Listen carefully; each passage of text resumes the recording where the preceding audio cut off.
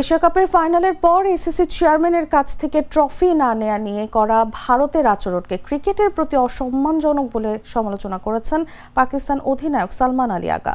রোববার দুবাই রোমাঞ্চকর ফাইনালে পাকিস্তানকে 5 উইকেটে হারিয়ে শিরোপা জিতলেও ভারতীয় দল এসিসি সভাপতি পাকিস্তানের মাহসিন নকভির হাত থেকে ট্রফি গ্রহণ করতে অস্বীকৃতি জানায়।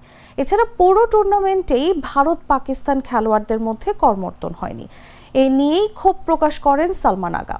ফাইনাল শেষে সংবাদ সম্মেলনে তিনি বলেন, ভারত যা করেছে তা খুবই হতাশাজনক। আমাদের সঙ্গে কর্মর্দন না করে তারা শুধু পাকিস্তানকে নয়, ক্রিকেটকেই অসম্মান করেছে। ভালো দলগুলো এভাবে আচরণ করে না। আমরা আমাদের দায়িত্ব পালনের জন্যই একা ট্রফির সঙ্গে ছবি তুলেছি।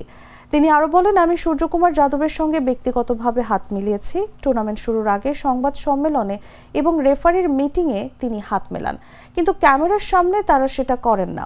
আমি নিশ্চিত তিনি নির্দেশ মেনে চলছেন। ভিশন মসকিটো কিলিং ব্যাট হাতে থাকলে মশাদের আর রক্ষা নাই।